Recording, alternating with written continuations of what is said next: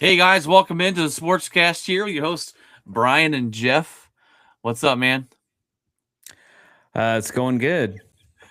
Good, Sorry. man. Good to have you. Good to have you on. Craig and Steven and Lee could not make it. We will be back on Friday to talk about the Super Bowl and get into our predictions and kind of talk about those things there.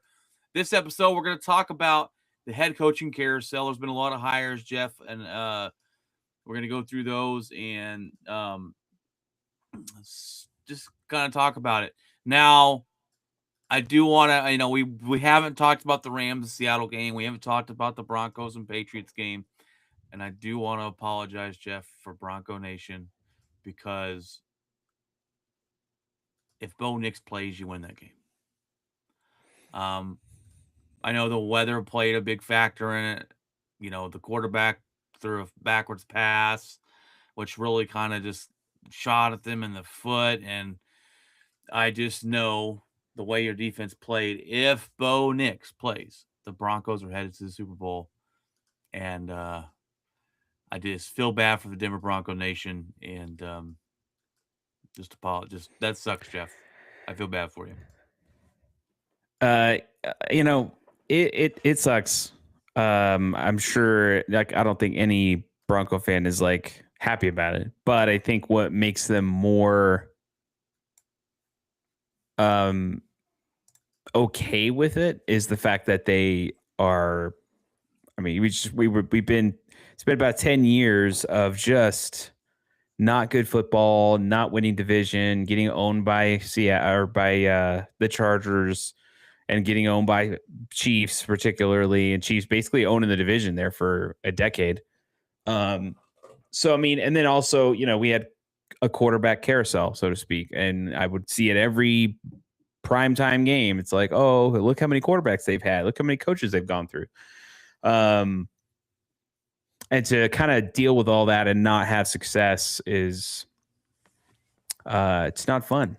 So it's it was something I knew was going to happen when Peyton got retired, but it was just I wasn't sure what that meant, because you never know what happens.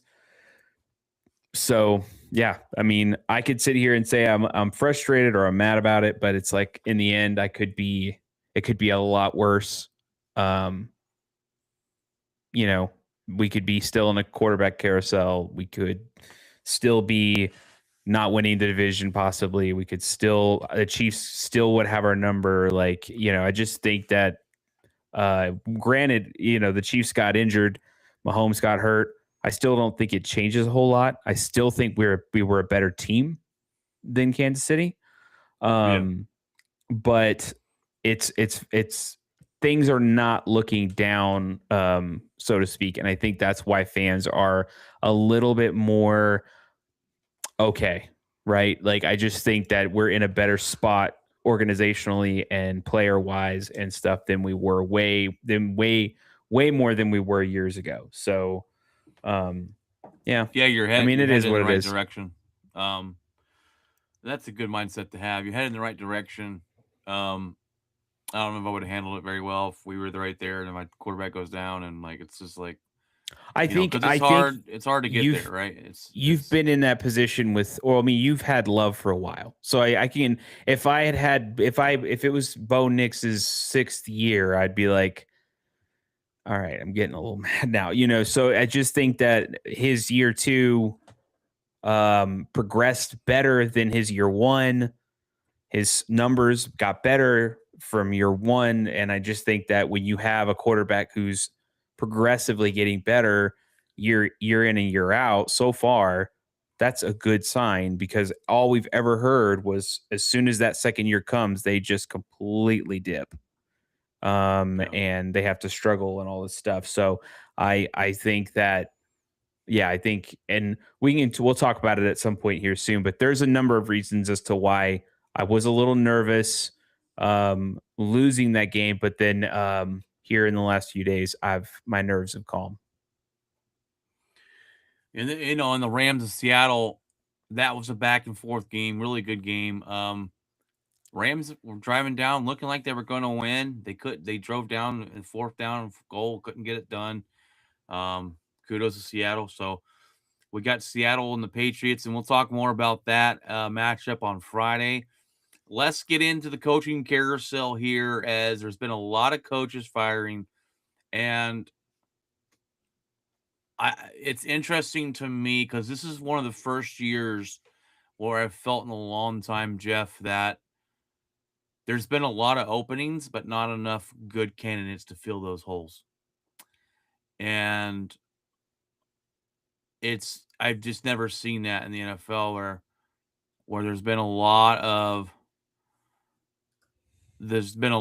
firings and a lot of openings, and some, you know, unexpected, like the Steelers head coach Mike Tomlin. Um, and sorry, that comment's throwing me off.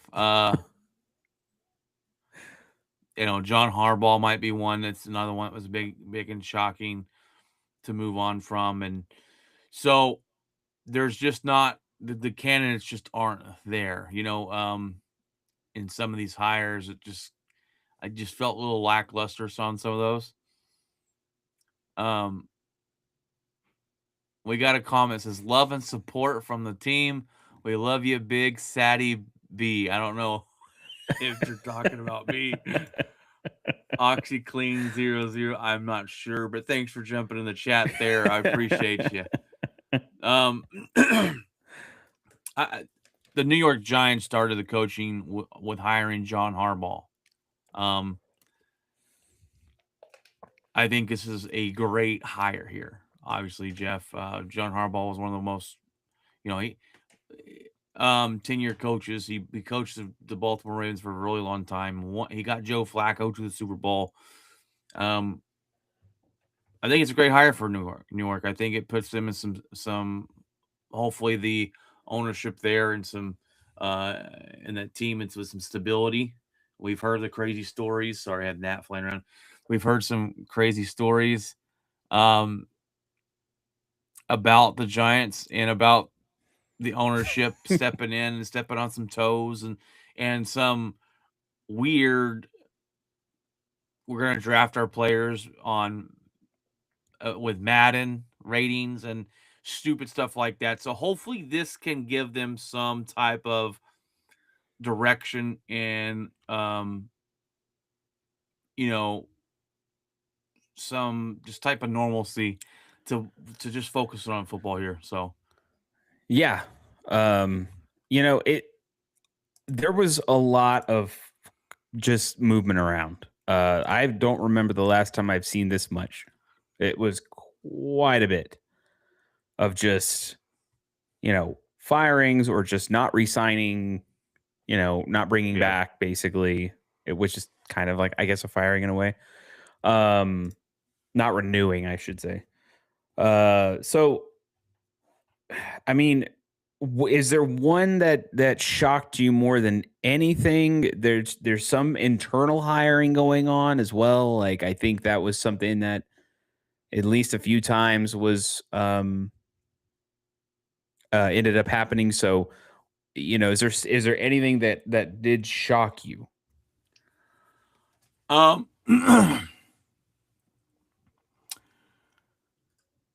There's not really one that blew my socks off in a great way or bad way.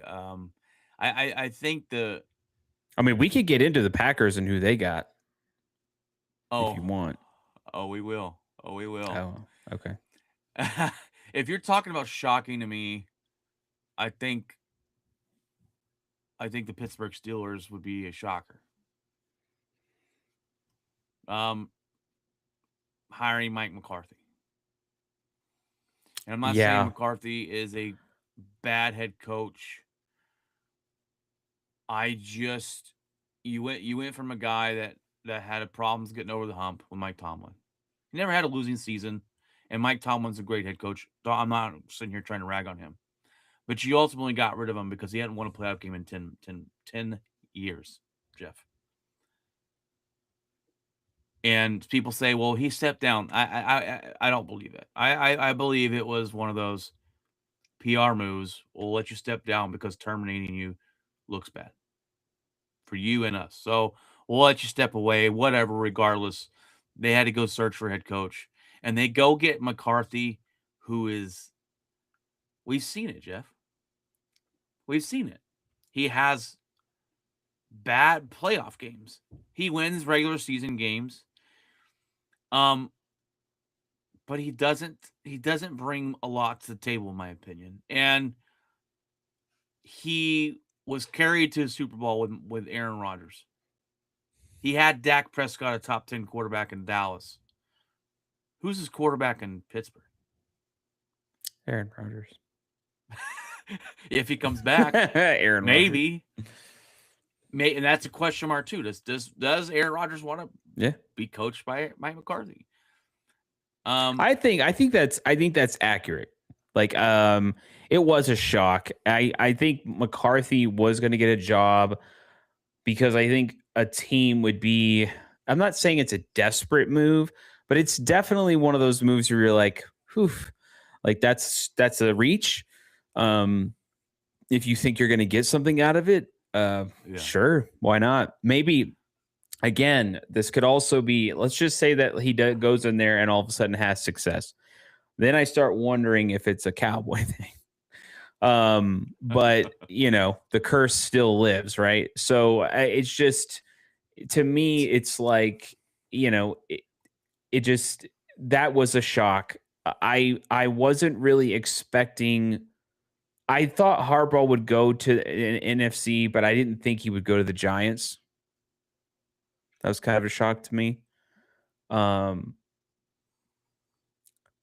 could have seen him, I could have seen him go to, you could have thrown him in Philly, that would have been interesting. But I do think that, the Giants, now that you sit back and look at it, it does make some sense in a way. They are kind of relatively young. He can kind of start over. I think if you went to Philadelphia, you'd have to deal with the Jalen Hurts situation. And I'm like, he probably looks at it and says, I just left that. Yeah. But, yeah, I think if there was any big shock to, if it was the other way around with Harbaugh, I think he would have gone to some kind of AFC rival or something. That would have been like, whoa, like I thought maybe the Steelers would be a good fit for him. Steelers, yeah. And I could also see him with the Bengals. That would be interesting. Now, Harbaugh, I like to hire. We talked about the openings a little bit before everyone started hiring people. And the New York Giants roster is really not that bad. They've got some players. They've got a young quarterback. They got a young running back. They've got a young, talented wide receiver. They've got a defensive line that's hard to stop. They have talent. So I like this hire. I think it's an A+ hire for the Giants. They bring in Matt Nagy as the offensive coordinator. I'm not too big on him. He was the Bears head coach for a while, not very good. Last year, he was the offensive coordinator for the Chiefs, and they didn't have a really good offensive year. So I don't think it's a strong offensive coordinator there, so we'll see what happens going forward there. The Tennessee Titans. Go ahead. Bringing up the Harbaugh situation. Basically, the answer to that in Baltimore was basically. Am I wrong? Am I wrong in saying this? They basically hired from within. Is that right? Didn't they hire Jesse Minter? Yeah, he came from the Chargers. He was the defensive coach for the Chargers. So in the NFC or in the AFC, when it comes to the Harbaugh leaving Baltimore, that's obviously a Lamar Jackson thing, I think. Then there's reports that the organization told John to fire his offensive coordinator, and he refused to do so. I think there was conflict there between Harbaugh and Lamar, and I honestly think he said, I can't win with this guy, and the Ravens sent him packing. There's been reports that Lamar is late to meetings.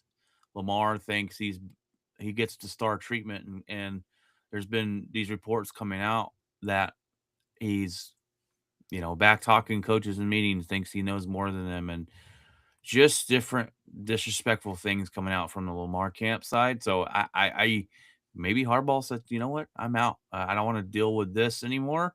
Um, so we'll see. And what's interesting is the Ravens said Lamar's going to have a lot of impact on who they hire as a head coach. And so You've when lost you get control of the players team. involved, it's a weird thing, in my opinion. Yeah. One interesting hire, I think, would have been Atlanta. I like it, Jeff. Yeah. I like the hire. I didn't think he would go there, but Kevin Stefanski I think he's a great head coach. I think he was handcuffed in Cleveland when the organization brought in Deshaun Watson, paid him all that money. He's given Cleveland the best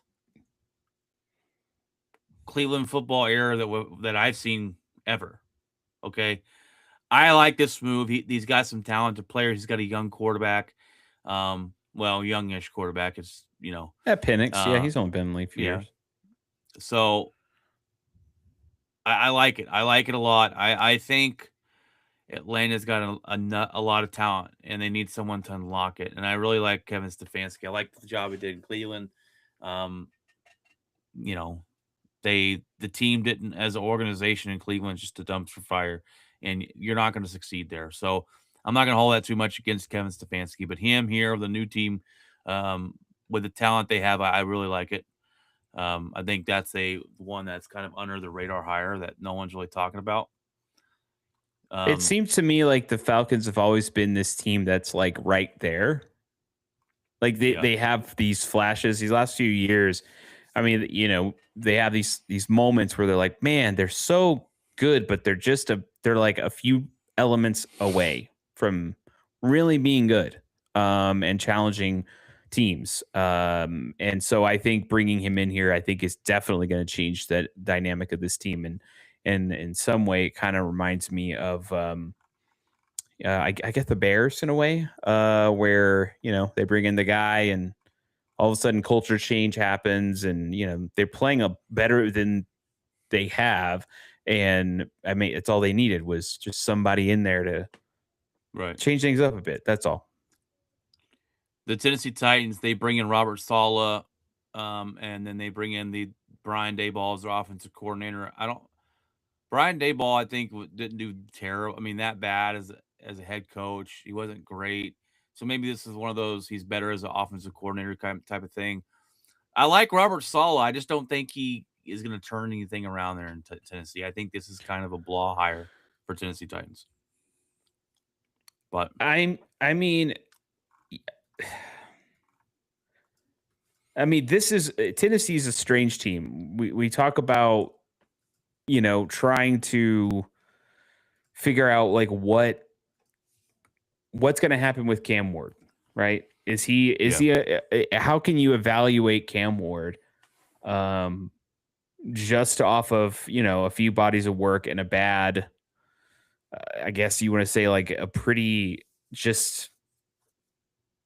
just had a bad team around you. It's hard to evaluate that. And that's what makes these draft picks so difficult to determine is this going to be, an actual first round pick, an actual like worthy first round pick, or is it going to be a bust? And are we going to be going like, oh, that was a waste? To me, the only way that really I scratch my head at is the hire of the head coach is, again, we go back to this defensive minded team and they're great, but they lack elements in the offensive side. And the reason I think that might happen with a young quarterback is because you have to find the right guy with him. Yeah. Because if it's not, your job's on the line and the coordinator's job's on the line. and they're going to look at you like, what are you talking about? You have Cam Ward. You should be able to figure it out. But I think if you have a clash with, if he doesn't understand Cam Ward and Cam Ward's not understanding that guy, it just creates a problem. Versus if you had an offensive minded coach like an Andy Reid, and Andy Reid's just going to sit there and mentor that player and get him in positions to win games. A defensive minded head coach is going to really be focused in on the one thing that he knows. Yeah, you have to have a. Go ahead. Sorry. You have to. I think your coach, and this is why Harbaugh comes into mix. I think your coach has to find the right coordinator that can put you in a position to win games, because Harbaugh's wasn't going to put Lamar Jackson in positions to win games. Like, he's a defensive minded guy. He's going to, he's a special teams guy. He can facilitate and be the communicator, but I'm telling you right now, if you don't have a good offensive coordinator that understands the way that player plays and what makes him thrive in the situations he's in, you're going uphill battle there, and then eventually it's going to affect the whole team, and then eventually it's going to affect your job. So it's just, I think I would have liked to have seen Cam Ward got a an offensive minded head coach that is quarterback guru, next type of up and coming like a Shanahan, or whatever. I just think that if he had that, I think Cam Ward would be set up in a position to be very successful. Yeah, I'm a big believer in when you use your number one draft pick on a quarterback, you should, if you have the opportunity, right, to have a new head coach, it should be offensive minded. Or you better get you, like you're talking about, you better get you the right hand man, a quarterback guru, a good quarterback coach, someone offensive minded that's going to be able to teach him the game. I 100% believe you're right on that. Hiring Robert Saleh, and he might turn out to be good there. Brian Daboll, I don't know if he's a quarterback whisperer, So, Yeah. and from what I've seen from Cam Ward, is he has flashes of games that look good, but I see his leadership. He doesn't give up, which is really good. But you got to build that O-line. That's just it. Yeah. The guy is running for his life every play. time. And I just am like, how do you learn? You can't even learn under that. So hopefully they figure it out.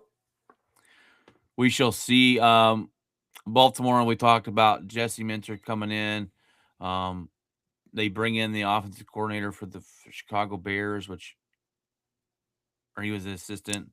How long was he there with Chicago? Because to me, I don't know if this is a thing. Their offensive coordinator, but he wasn't calling plays. So now he's. I don't know. Plays. I don't know if this is a thing, but it seems like a lot of guys are their teams quick jump the gun, and like, oh man, that's a quarterback coach. Bears bring him in as a head coach, and you're just like, what? He hadn't even been an offensive coordinator yet. Like, it doesn't matter. Like, I think there was a lot of quick trigger pulls going on, which is kind of crazy. I mean, you go from a quarterback coach to literally head coach is kind of wild. You don't really see that a whole lot. So, well, like I said, there was a lot of openings and not a lot of fillers, man. It's been that kind of year. Pittsburgh, Mike McCarthy, and with Pittsburgh too. I feel like the Steeler Nation wanted Mike Tomlin gone, and we thought, man, that's a little crazy. But probably, I understand. I've heard the chirping, and I feel like they went from Mike Tomlin to the same, right? I to me, you're in a rebuild.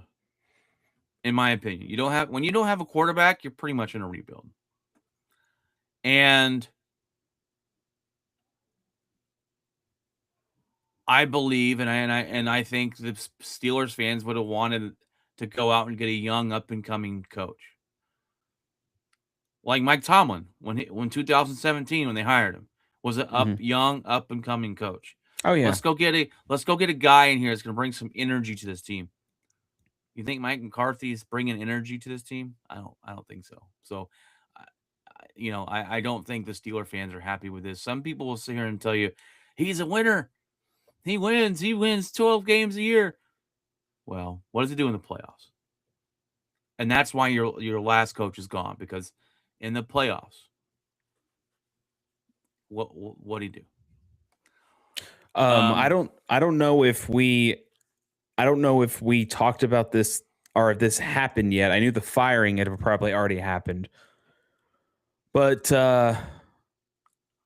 Buffalo Bills? Are we excited about this? Are we Joe Brady is now the head coach of the Buffalo Bills. I'm excited about this. I am. I think it's great. And maybe you think differently, but I'll tell you why. I think firing Sean McDermott was the right move. Everyone was shocked. I'm fine with it. Which I'm surprised he hasn't. Where's Sean McDermott at? Because no one's picked him up yet. Joe Brady, I figured they would go with him because he's been the OC there. He's comfortable with Josh Allen. Josh Allen doesn't have to learn another system. I like the pairing with him and the defensive coordinator, Jim Leonhard from the Broncos. Jim Leonhard is a guy who was a head coach with Wisconsin Badgers. Jim Leonhard was linked to Green Bay a couple of years ago. He took his name out of the hat. He was linked with Green Bay. I thought that's the guy we were waiting on. He's the DB coach, right? He was the DB, and they call it a passing game coordinator for the Denver Broncos this season.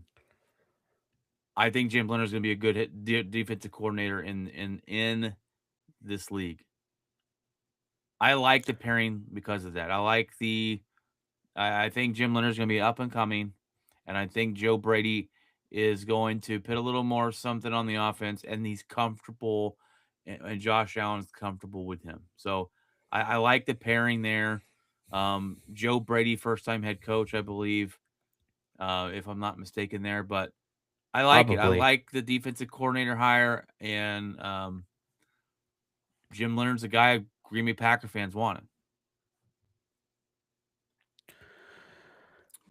I think that, yes, I think this is a good move for it's a good move for Josh Allen. My only reservation on this is, like, I honestly, in terms of organization, I don't necessarily trust Buffalo. Yeah, the organization, yeah. The organization I don't trust, because I wonder if they look at Joe Brady and they say, you got pieces, go win it. And Joe Brady's like, what are you talking? Like, I need to get this guy. Or, well, no. Like, you got enough. Because that's what they did. That's what they did with the other coach. McDermott, yeah. Yeah. Said, so we'll see. I don't know. It's hard to tell how many play calls, who was calling plays. They never really talked about that a whole lot. I know some people are like, what are you talking about as a head coach? Not always. Sometimes there's head coaches that are head coaches and they're coaching, but there's another person calling plays, and you know they're just kind of there. And Mike McCarthy's an example. Yeah. So in terms of the them hiring the Broncos DB coach, I think that's. I had a little bit of a problem with the pass defense at the end of the season.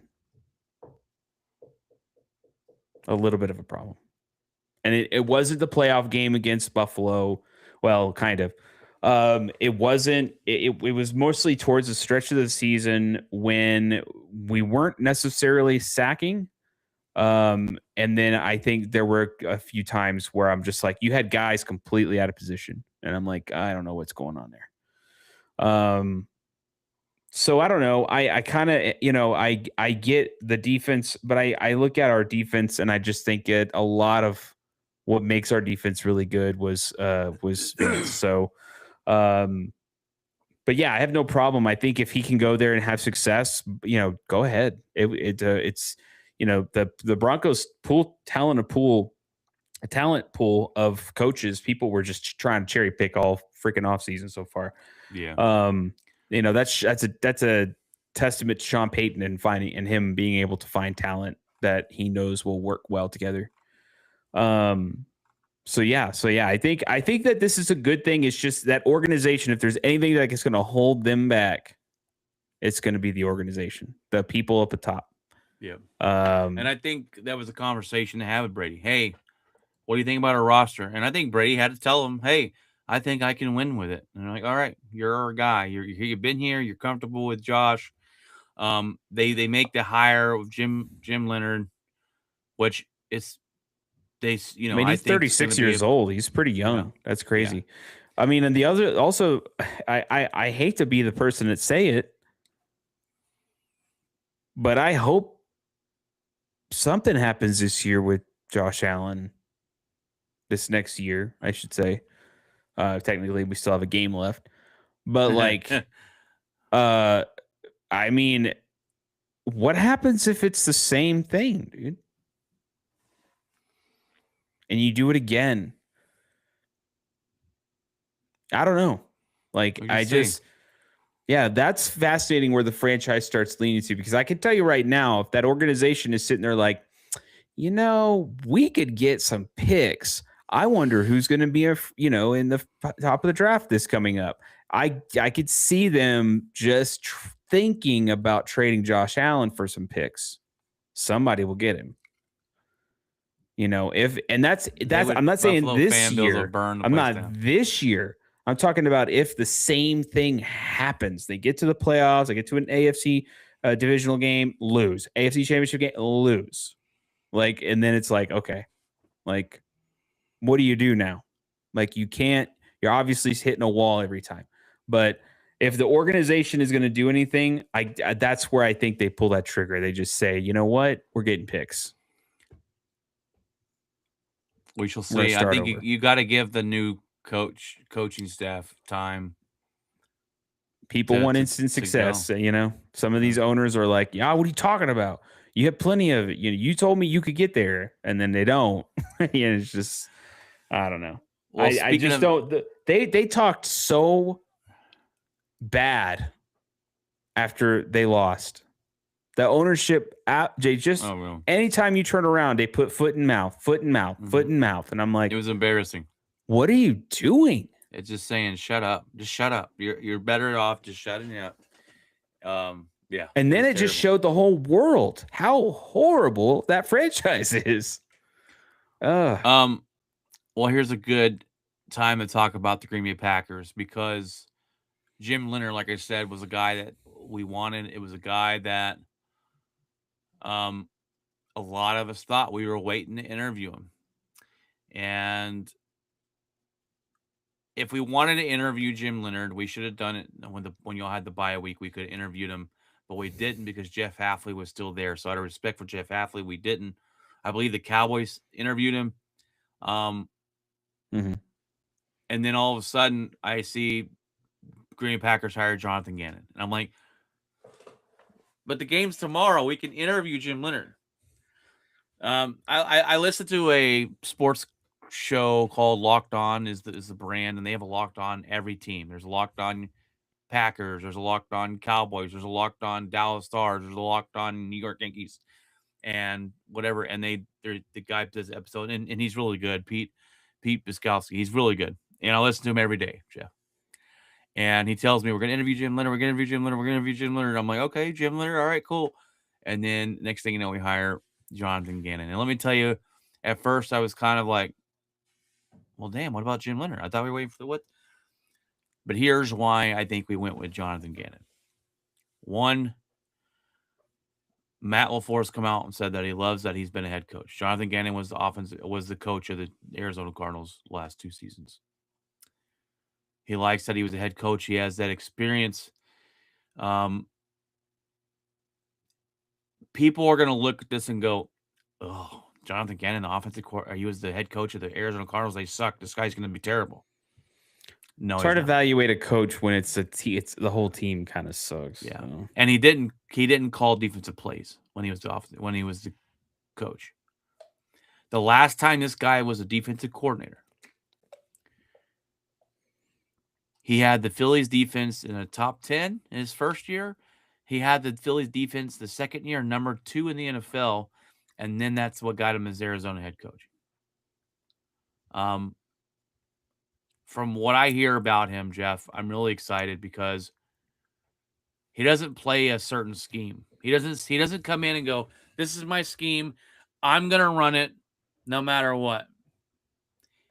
He says he doesn't have a scheme because he comes in, he looks at your talent, and he puts the players and runs a defense with the talent that you have.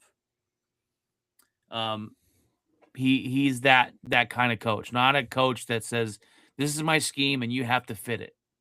No. Hey, what do I got on the field here? What can I do with this? Let me create something. I think Jonathan Gannon's going to be great for us. The third thing too is this is Matt LaFleur's biggest hire of his career, Jeff. There's so much pressure on this hire for Matt LaFleur, and he wanted to go with someone that had experience calling plays in the NFL already and was successful at it. Jim Leonard was kind of a risk, never called plays in the NFL. Mm-hmm. I don't think LaFleur had that option of, I'm going to take this risk, because if it fails, that's his job. People were calling for Matt LaFleur's head after this season. There's some Packer fans that still are mad we brought him back. To me, this hire right here is going to either be the reason that he makes his 5-year contract extension or he's fired by year 3. So, and then we go out and we bring in Bobby Babich to be our defensive passing game coordinator. And Bobby Babich was the Buffalo Bills defensive passing game coordinator last year. And what I like about that, the Buffalo Bills had the best passing defense in the NFL last year. Number 1 in passing defense. Mm-hmm. I'll take that all day. I like the pairing up with them too. I just think it's just going to be a strong defensive-minded coach to come in here, and from what it'll put less pressure on offense. Yes, and that's look what Denver did. I mean, it put less pressure on the offense. And they've been talking about in Locked On Packers, man. He said he will get Micah Parsons one-on-one. He will find ways to scheme it up. Jeff Hafley didn't do that. He said he will find ways to get one of the best pass rushers in football, one-on-one against offensive linemen, and scheme up those pressures in different ways, and run a more modern style defense than the Packers are used to. So I'm really stoked for this hire. Like I said, the average fan is going to look at this and go, "Ugh, Arizona sucked. This is a terrible hire." No, this is a fantastic hire. And Bobby Babich coming along with it is just fantastic. I think the Packers knocked us out of the park, in my opinion. And I'm excited to see what it looks like when our team is fully healthy next year, because Micah Parsons is going to be out still. But I'm ready for the offseason. But so I guess you taketh away from Arizona, and Arizona taketh away from your head coach. They pull in a Mike LaFleur. Mike LaFleur, yes. So Mike LaFleur, his brother, are going to be Arizona's head coach. I don't think this is his first head coaching job, if I'm not mistaken, but we'll see. I mean, Arizona is a dumpster fire, and I don't know if anybody is going there and going to turn that around. So good luck to him. The Raiders are going to hire Kubiak, the offensive coordinator for Seattle. Yeah. They kind of settled on that one, by the way. Pretty much. Philadelphia Eagles might be in trouble, Jeff. Wait, hold on. I'll say something. There is a lot of talk online from Raider fans that think that they've literally won the jackpot They are putting the Michael Jordan trophy gifts and Mendoza and Kubiak and I'm like, Michael Jordan? I think I don't Kubiak know. and the quarterback they're going to draft could be a good fitting, but you got a Could long way to be. go. You got a long But way I to mean, go. they're literally saying they're winning the division. No, And they're I'm the like, worst oh my team in God, football. stop. They're the worst team in football. Honestly, I feel bad for Mendoza. Yeah. I kind of feel bad. You're going with that offensive line. Oh, gosh. I think it could be a good fitting, but you got a lot of work to do. And Max Crosby, you better trade him for a couple first-round picks. He's a win now player. You're not a win now football team. I think trade will happen in the offseason. Packers. God, I would love it. Micah Parsons on one side, Max Crosby on the other side. It's over. Gosh. I would love it. We will make some moves and get the cap space where we could make it, but I doubt that happens.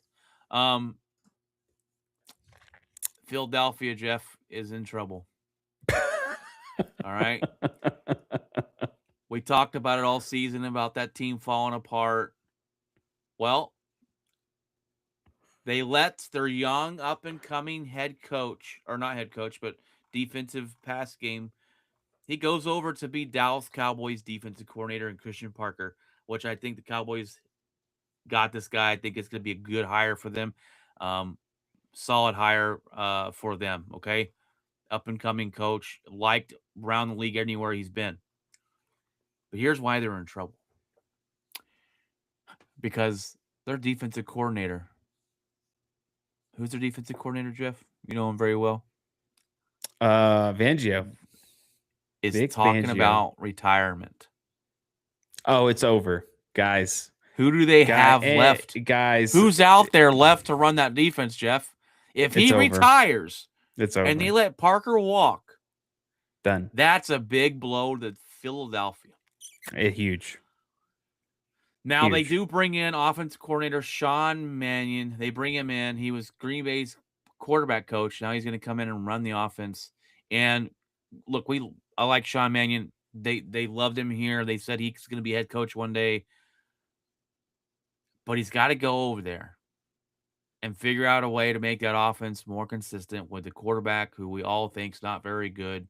A team that's imploding. You're probably going to trade your best wide receiver because the head coach and him can't stop from ripping their heads off. Like, you've got problems. I feel bad for Sean Mannion, but he did it to himself by signing up for the job. I just think if Vrabel retires, the Philadelphia Eagles are in trouble, Jeff. They are in massive trouble to stop the bleeding because who else is out there? Who else? Vic Fangio was one of the best defensive coordinators I've ever seen. He turned one of the worst defenses in the NFL at one point when he came to Denver, and we were one of the top 5. And that was like, we didn't even have a quarterback. Like, we had Drew Luck, or I don't even know. Like, probably like no, it was I want to say it was Flacco, actually. Just horrible. Offensively, we were pretty bad. But the defense, I mean, he just turned it around literally in a season. And I'm like, how did that happen? How do you turn it around in a season? So he's incredible. He's one of the greatest defensive minds, old school defensive minds in the game. One of the best. Hands down. So if he leaves, the Eagles are in a really bad situation. And are we going to start sitting there kind of poking the holes in the fact that they win and then they implode? They win and then they implode. Like, it's just, I mean, it's kind of odd. I remember Doug, I said when Doug Peterson got fired, I said, man, I've never seen a coach win a Super Bowl and get fired faster than this guy. Nick Sirianni is, I mean, if the rails fall off this year, he could be next. It's just wild to think that It's insane. a franchise will win one and then just completely implode, and then win another one and just possibly completely implode again. And it's like, that's a horrible recipe. Because you never want them to win. You're like, oh no, I don't want to win. It's like, but one of the things I know we mentioned it a little bit was Cleveland. I kind of it intrigues me a little bit, just a little bit, particularly for Shador. Because if you look at what he did in Baltimore, and I know people. I know it's Lamar Jackson. He's horrible, but I mean, Cleveland needs something. And if there's anybody that can maybe figure it out with Shador, it might be this guy. It's not going to be pretty. It's going to be very similar to how Lamar, in terms of, the way Lamar is. Cause I think Shador is a slight, I think he's going to try to maybe make him pass more, but it's going to be fascinating to see how this coach finds a way to make Shador successful. I don't like this hire for Cleveland. I don't. To me, it's just a blow hire.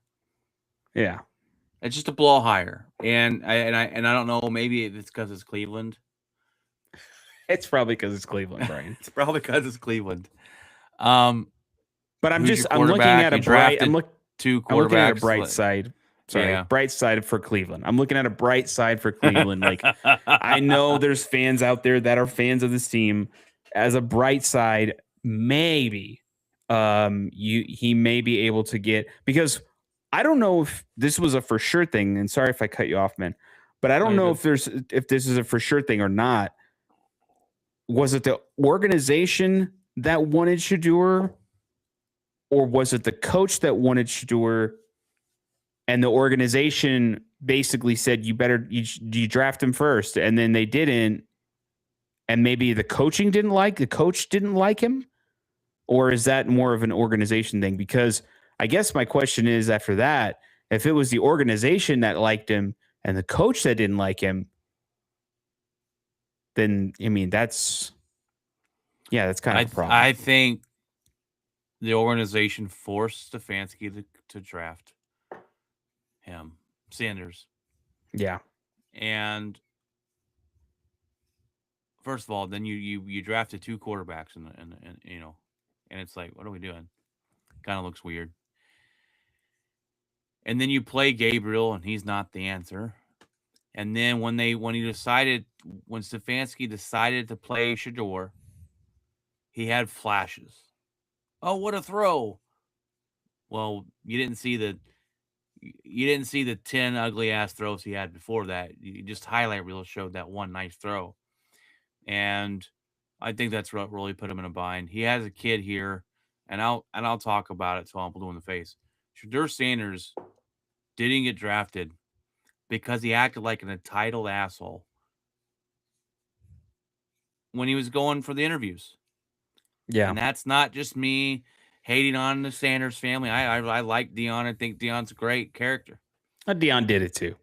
Deion was like that when he came. Deion did it, and he backed it up, though, right? He backed it up. That's true. Shador Sanders has done nothing to back any of this up, even in college. And he acted like he was Deion Sanders. You heard the rumors. If a guy walked in to an interview at my job with headphones in his ears, I'm not wasting my time. Yeah.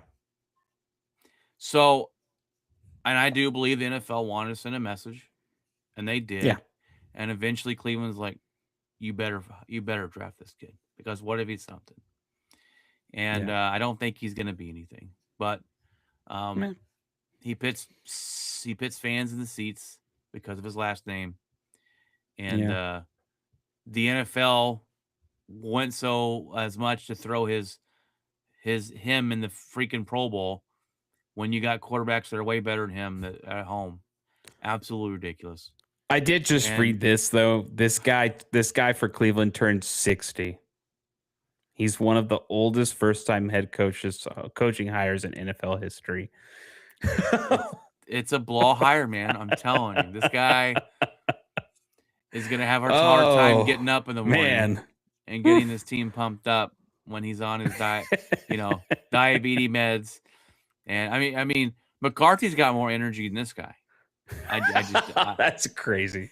I don't like the hire. I think it's just one of those. Who can we get? What sad sap are we gonna get?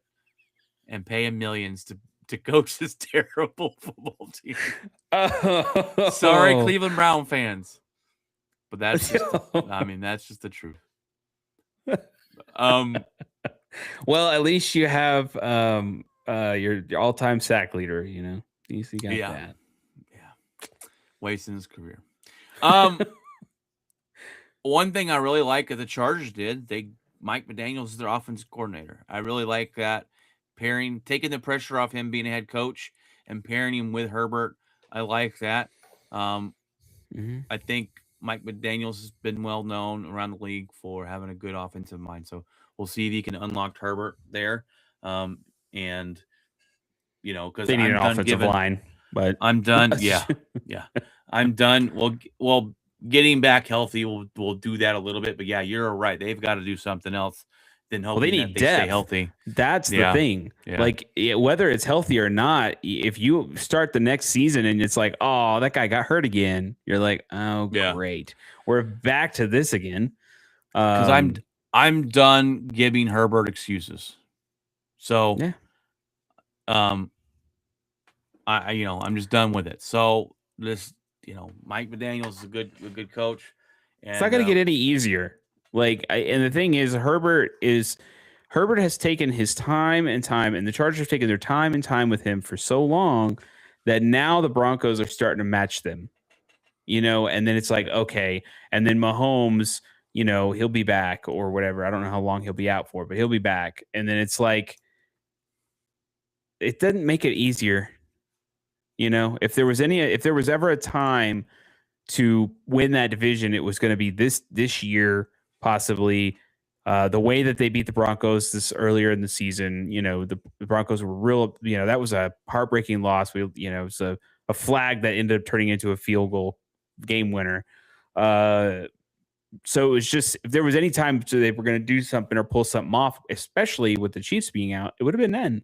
And they didn't. And it's because that offensive line was absolute garbage. There was injuries, no depth, no good draft picks, no good free agent hires to try to solidify the depth on the team. And then you go take a look at a team that had depth and a team that didn't. And the reason we didn't go farther is because we just couldn't have another we didn't have another quarterback. So outside of that, we had injuries all year long and still managed to win the division. I just, injuries are a real thing, right? Like, I'm not trying to make excuses because every team gets injured. Do we want to talk real quick about what, a couple of guys are staying where they are? I know there was rumors. I'll just go into it. Broncos, rumors that Davis Webb is going to go to the Raiders. Rumors. Davis Webb is going to go to Buffalo. He was quarterbacks coach, actually. And that didn't happen. We fired our a few coaches. I don't know if I was on here whenever I talked about it at all. Offensive coordinator got fired. Wide receiver coach got fired. Cornerback coach got fired. Which is interesting. And another person as well. Vic Lombardi was the offensive coordinator. And yes, he is related to Joe. So he was like Sean was in one of those moods. I don't necessarily agree with that. one of the things that Sean said on the exit interview at the end of the season was the drop passes. We committed more drop passes in the NFL than any team. That's a problem. Wide receiver coach, you got to go.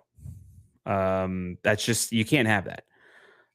Even in the Buffalo game, we had a drop pass in the end zone.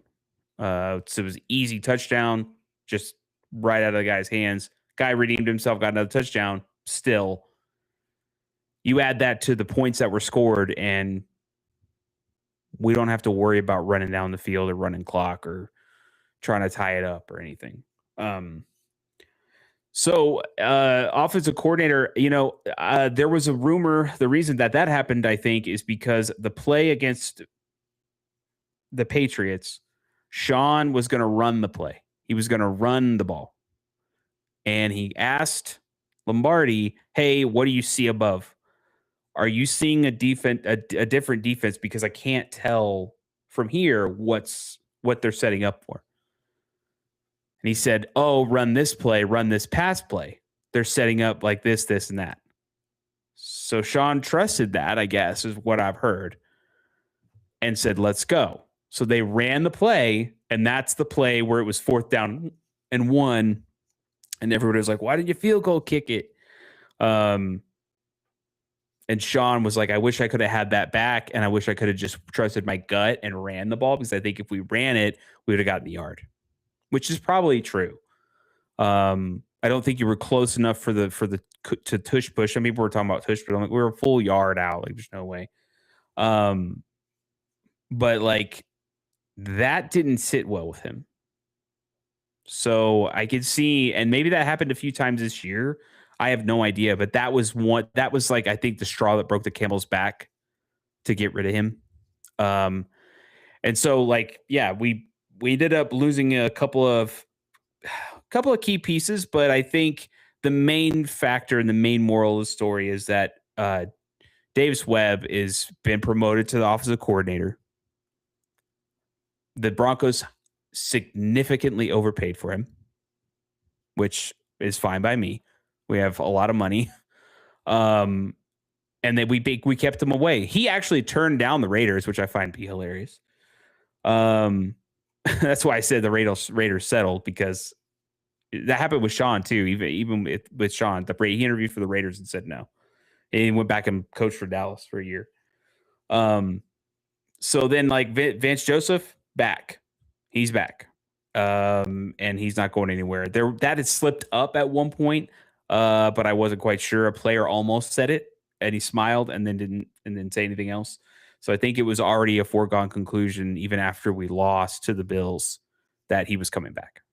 And I think maybe this whole like coaching thing of them traveling around was basically to gauge price. I think that was a negotiating tactic to gauge price. And so, yeah. So, I mean, the Broncos are probably going to be looking for a few things. From what I'm hearing right now, one of the stipulations for Webb was that he might be the play caller, and Sean may kind of let him call the plays. That was one of the stipulations, maybe, but we'll have to see about that. I'm not quite sure. Sean has an ego, so I don't know if that's going to be the case. Maybe a little bit. I mean, maybe a little bit. I mean, maybe if you start blowing people out, then yeah. But yeah, but I think it's great. These guys got paid. They got paid well. I'm very happy that Davis Webb got promoted to offensive coordinator, because he was a quarterback coach. He was, from what I've heard, he is the bridge between Bo and Sean. He's the mediator between both of them. And we can get into the drama if we want to. Because there was some freaking drama. Oh, you haven't heard it? There's some drama between Sean and Bo. Oh, yeah? Yeah. So they did an interview. I think it might have been the last time Sean was going to speak to the media before. Oh, about his medical stuff?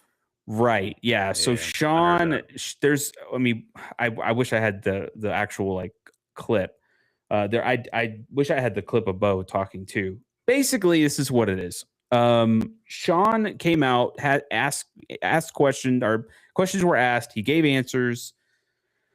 People were asking about Bo, how long it would be for him to come back. He kind of gave a timetable. He said it's more of a 6 to 12 week healing process.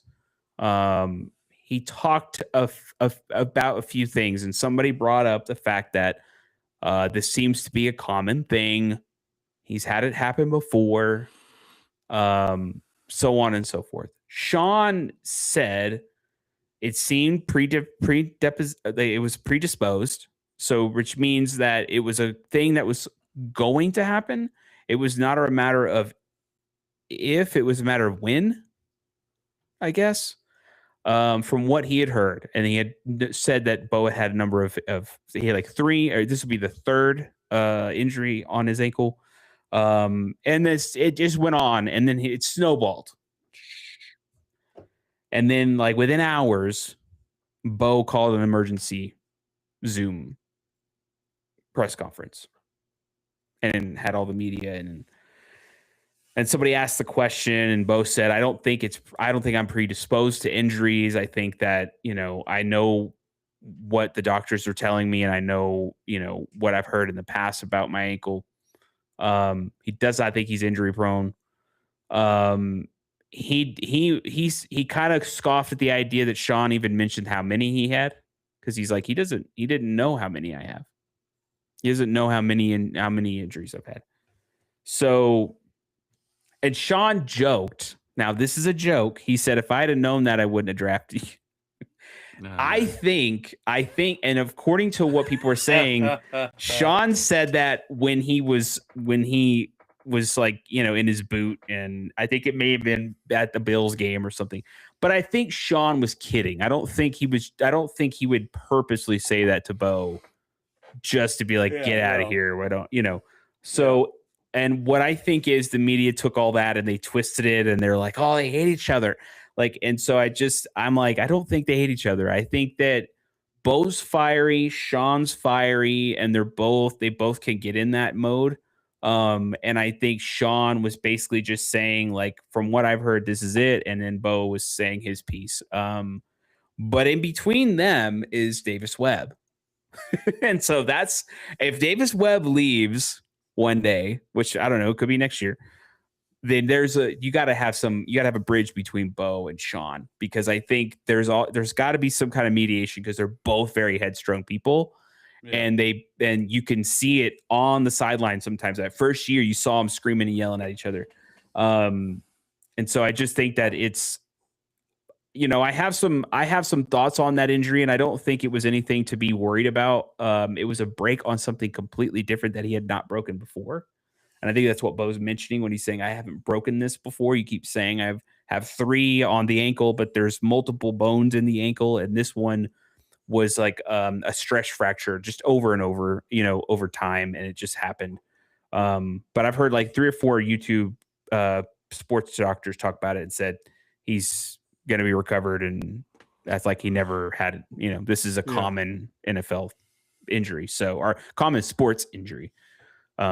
But yeah, so that was the drama. People were freaking out, and there was people like, oh, they hate each other, and Bo's gonna leave, and Sean's fired and acting crazy. So no, I think Vance Joseph and Webb said, hey, let's run it back. Mm-hmm. We were one of the best teams in football. Let's have Bo healthy all year. And why not? And so I, like you said, the Denver Broncos future is looking bright. And when you got a quarterback and you got good coaches, man, you're sitting pretty. So we don't have to pay Russell Wilson anymore. God, $46 million finally off the books. Terrible. We paid him 80-something million to not even be on the team. Terrible. The last 2 years we paid him total. That's just horrible. But I'm excited for free agency. I think it's going to be fun. I don't know what the Packers cap looks like, but the cap is not great. Probably because Probably because of we can make Parsons. some moves. We can. There's always ways to move some stuff around. If we cut players, depends on if we keep Gary or we cut him. If we keep Jennings or Jenkins or cut him, which we'll probably cut him. There's ways to maneuver some things. My worry, not really worry, but we don't have a first round draft pick, so the draft is not all that exciting for me this season. So, but You don't want to see what the Cowboys pick with your pick? I know Ryan Sinn's been rubbing that in. Oh, I can't wait. We got Packers pick. I'm like, get out of here, bro. I'll take Micah Parsons all day long. So I'll tell you what. Speaking of drafting picks, keep losing Dallas Mavericks, please. I know. Keep losing. Because right now I think we're like what 26% in the top 5 or something weird, and I'm like, oh my gosh. If we get this draft is supposed to be pretty wealthy, and if we get in the top 5, we're gonna get another game changer. So, bring it on, man. Bring it. Give Cooper Flag something. Trade AD, get something. Lose more games. Lose more games. Yeah, there's no reason to. Somebody was like, "Oh, bring Kyrie." I'm like, "No, it's the season's over." It's no Cooper Flag's just great. He's just great, dude. He's 19 years old, man, and he put up 80 points in 2 nights. Like absolutely insane. But it's almost that time. I haven't really watched a whole lot of basketball this year, but I need to start getting back into it. He's fun to watch, man. He's fun to watch. Yeah. Giannis has demanded a trade. We'll see where he goes. Had nowhere yet. Lakers. James Harden just got traded to the Cavaliers, I believe. So, or from the Cavaliers or something just popped up. How many times has he been bounced around, man? He demanded a trade too. So I'm like, Well, all right, guys. Well, that's the episode tonight. Thanks for jumping on, getting on, having a conversation with us. Jump in the comments, and we'll put you live on the show. Friday night's episode, we're gonna talk about the Super Bowl. I don't think it's gonna be much of a football game, but we'll dive more into that on Friday. And if any more coaching happens since then, I'm pretty sure we'll bring up coaching up again on Friday because Craig and them missed it. We'll go over some of the major ones and go from there. But thanks, guys, for listening to the Sportscast. Pass it along to your buddies. Thanks, Jeff, for your time. Yeah. God bless, and remember,